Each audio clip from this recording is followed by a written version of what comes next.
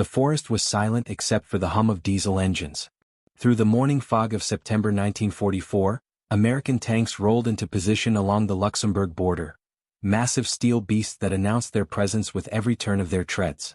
From the ridge above, German reconnaissance teams watched through field glasses, counting the armor, noting the positions. 30 tanks. Maybe 40. A full armored division, dug in and ready to hold the line. But something was wrong. The tanks didn't move like tanks. Their engines sounded off, too light, too hollow. And when the wind shifted, a German scout noticed something impossible. One of the Sherman tanks was swaying slightly in the breeze. Because it was made of rubber. What the German forces were observing wasn't the 6th Armored Division. It was 23 men from a unit that officially didn't exist. They were artists, designers, sound engineers and set decorators, pulled from art schools, advertising agencies and Hollywood studios. Their weapons were inflatable rubber, painted canvas, and carefully scripted radio chatter. Their mission was to become a ghost army, to deceive, distract, and disappear before the enemy ever realized they'd been fooled. This is the story of the 23rd Headquarters Special Troops, the smallest unit in the European theater that saved more lives than any battalion, and rewrote the rules of modern warfare without firing a single shot. By mid-1944, the Allied command faced a problem that couldn't be solved with firepower alone. The invasion of Europe was succeeding, but barely. Every mile gained cost thousands of lives. German intelligence was sharp, well-trained, and deeply embedded across occupied France and Belgium. They tracked troop movements, identified unit insignia, intercepted radio signals, and adjusted their defenses accordingly. The Allies needed a way to hide their real strength, and project false strength, in places where it mattered most. The solution came from an unlikely place, a British magician named Jasper Maskelyne, who had pioneered visual deception in North Africa, and American planners who recognized that modern war was as much about perception as destruction. In January 1944, the U.S. Army activated the 23rd Headquarters Special Troops at Camp Forest, Tennessee. The unit was small, just over 1,000 men, but its roster read like a gallery opening. Bill Blass, the future fashion designer. Ellsworth Kelly, who would become one of America's greatest abstract painters.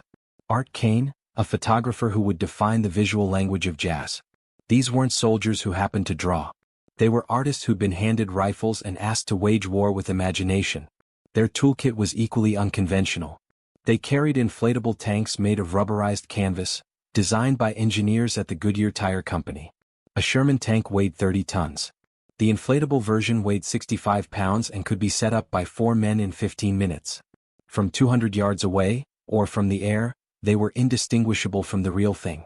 They had collapsible artillery pieces, dummy landing craft and fake supply depots built from scaffolding and painted burlap. But the most critical tools weren't physical. They were sonic and electromagnetic. The 3132 Signal Service Company, embedded within the 23rd, operated mobile sound systems mounted on half-tracks. These machines could broadcast pre-recorded battlefield noise, tanks moving, troops assembling, equipment being loaded, at volumes audible up to 15 miles away under the right atmospheric conditions.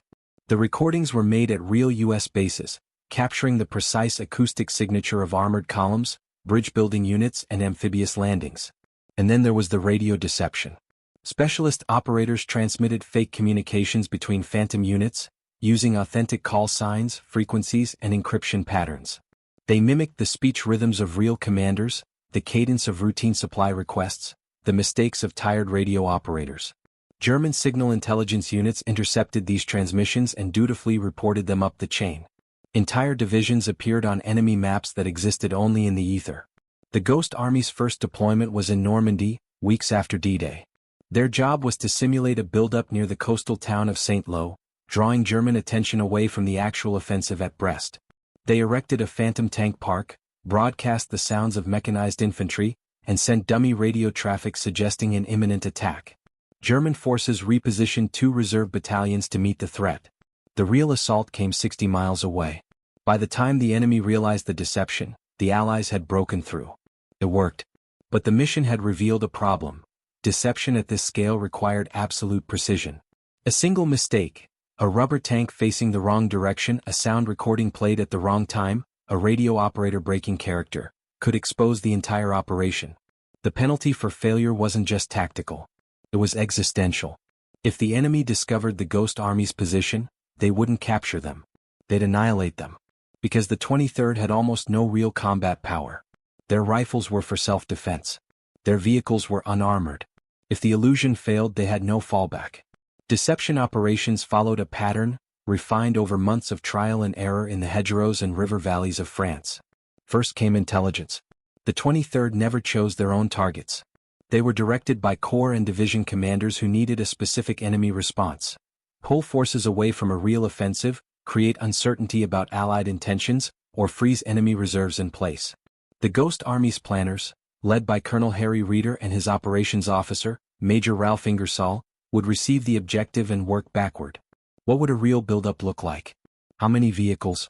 What kind of radio traffic? What sounds at what times from what directions? Then came the visual component. The camouflage engineers, many of them trained at the Pratt Institute or Cooper Union, would move into position under cover of darkness. They inflated tanks in neat rows, positioned them to match the terrain and added details. Track marks in the mud, tarps draped over turrets, oil stains beneath engines. They hung laundry between tents. They scattered empty ration cans. They even created fake tire ruts leading to and from the motor pools, as if dozens of trucks had been moving supplies all week. From the air it was flawless. On the ground, the 406th Combat Engineers, nicknamed the Special Effects Team, built physical infrastructure. They constructed fake bridge supports, erected dummy headquarters tents with visible radio antennas, and set up field hospitals with painted red crosses. They learned to think like the enemy. What would German reconnaissance planes photograph? What would partisan scouts report back? Meanwhile, the sonic deception teams positioned their half-tracks in valleys or behind ridgelines, places where sound would carry but the source would remain hidden. They ran their programs at night, when noise traveled farthest and visibility was poorest. The recordings looped for hours.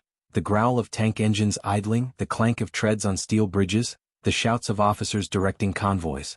To listening posts miles away, it sounded like a division-sized force preparing to move. But the most delicate layer was radio.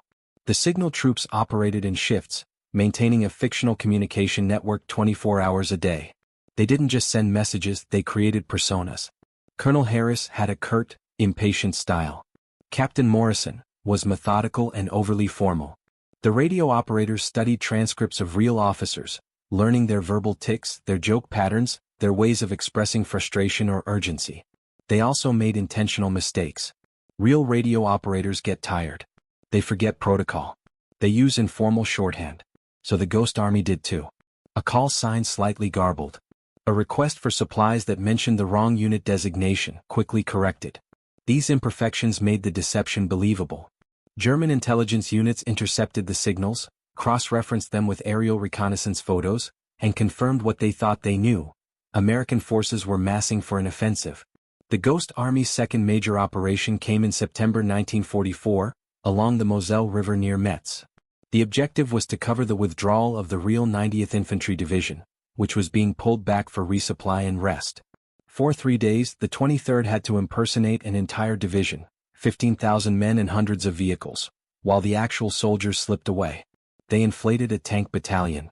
They broadcast the sound of an artillery regiment digging in. They flooded the airwaves with routine radio chatter, supply requests, patrol reports, weather updates.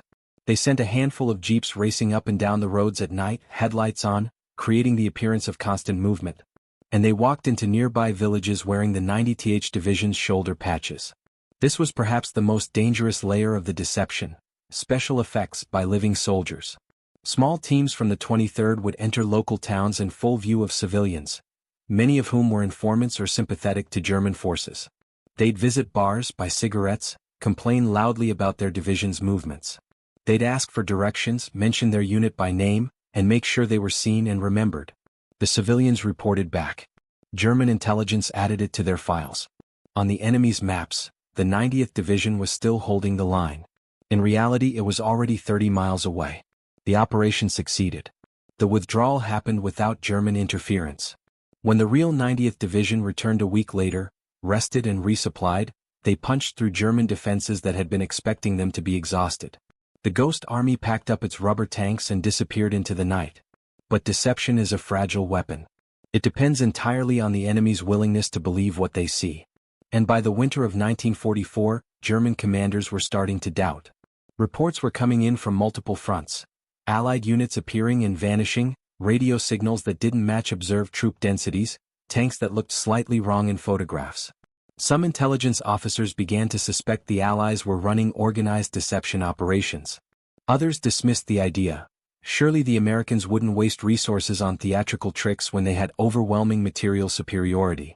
This cognitive dissonance, this reluctance to accept an uncomfortable truth, was the Ghost Army's greatest asset. Even when the evidence suggested deception, enemy commanders hesitated to act on it. Because if they were wrong, if they ignored a real buildup because they thought it was fake, they'd be leaving their flanks exposed. So they hedged. They kept forces in place to counter threats that didn't exist. They delayed offensives to wait for better intelligence. They second-guessed their own eyes. This paralysis was exactly what the Allies needed. The Ghost Army's largest and most complex operation came in March 1945, during the crossing of the Rhine River near Viersen. The objective was to simulate the presence of two full divisions, the 30th and 79th Infantry, along a 15-mile stretch of the river, while the real assault took place 9 miles to the north.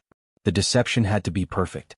German forces were dug in along the Rhine's eastern bank, with clear sight lines across the water.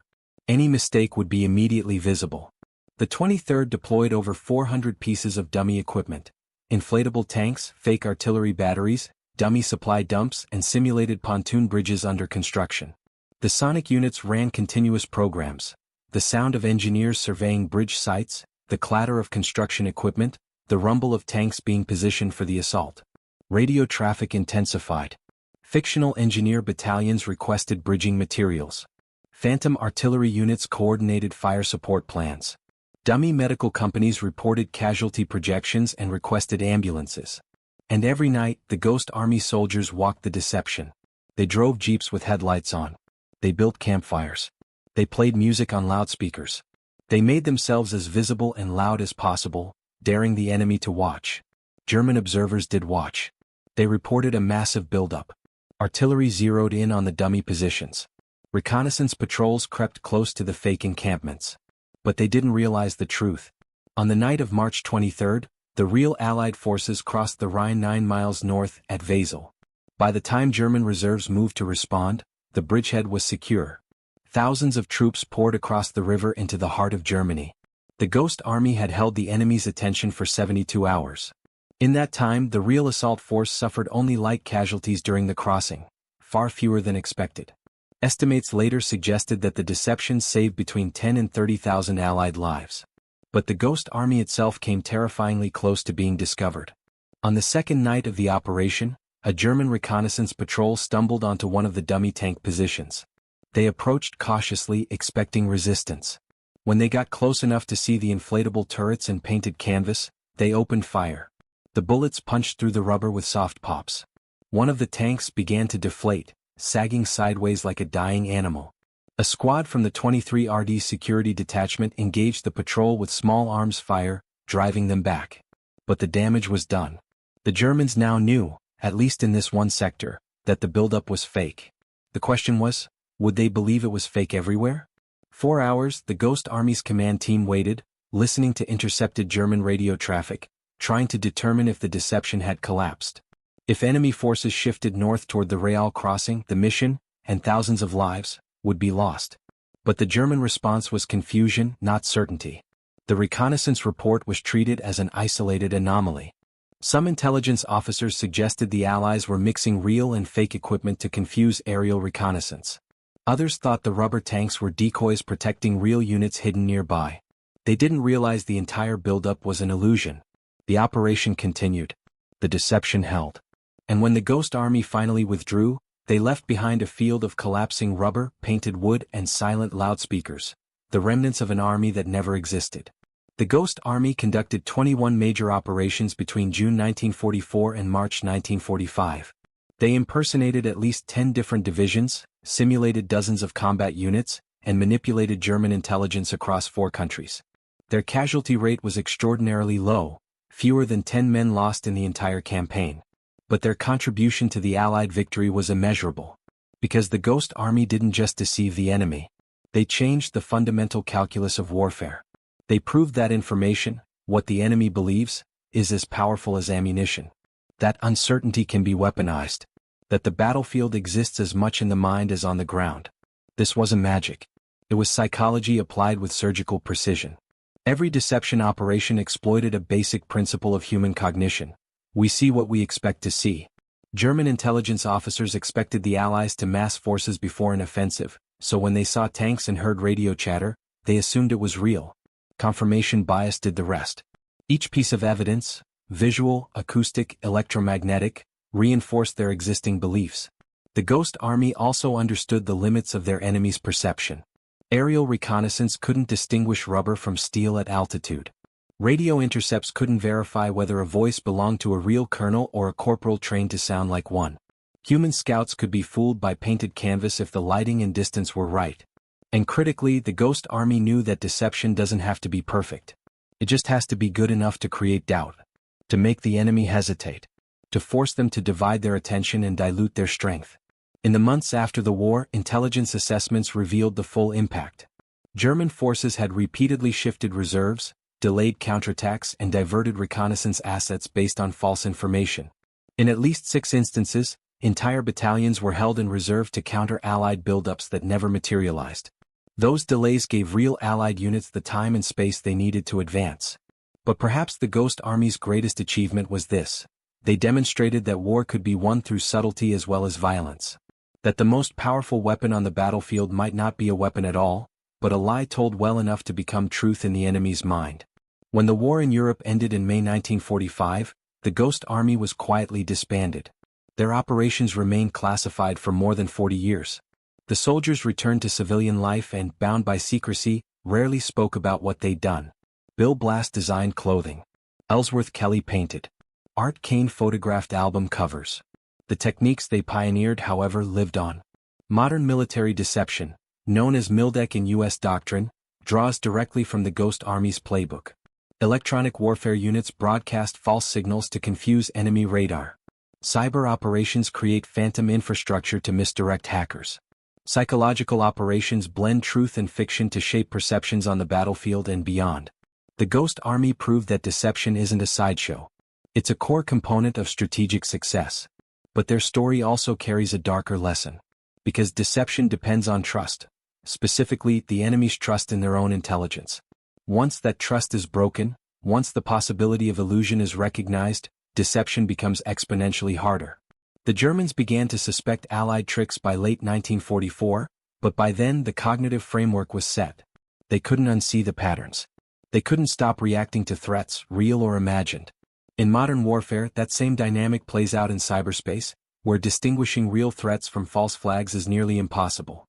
It plays out in information warfare, where truth and fabrication are deliberately blurred. The Ghost Army's legacy isn't just tactical. It's epistemological. They taught the world that in war, reality is negotiable. There's a photograph from September 1944, taken somewhere in Luxembourg. It shows a row of Sherman tanks parked along a dirt road, their hulls streaked with mud, their turrets angled toward an unseen enemy. It looks like every other photograph from the war, until you notice the shadow. One of the tanks is casting a shadow that's slightly wrong. Too light. Too soft. Because the tank isn't there. The men who created that illusion understood something profound about war, that what the enemy believes is more important than what actually exists. That a threat imagined can be as powerful as a threat realized. That sometimes the most effective way to win a battle is to make the enemy fight a war that isn't happening. The Ghost Army saved thousands of lives by ensuring that those lives never entered the enemy's sights. They turned art into armor, imagination into intelligence, and silence into the loudest possible command. Look over there, not here. They were 2,300 men who became 30,000. They were rubber and canvas that became steel. They were whispers in the radio static that became the voice of entire divisions. And when the war ended, they vanished, leaving behind only the faintest traces. A deflated tank in a French field. A recording of engines that never ran. A radio call sign that belonged to no one. Ghosts in the end don't leave footprints. But they do leave echoes. And those echoes, even now, shape the way wars are fought, won, and remembered. Because the most invisible weapon of all is the one that makes the enemy defeat themselves.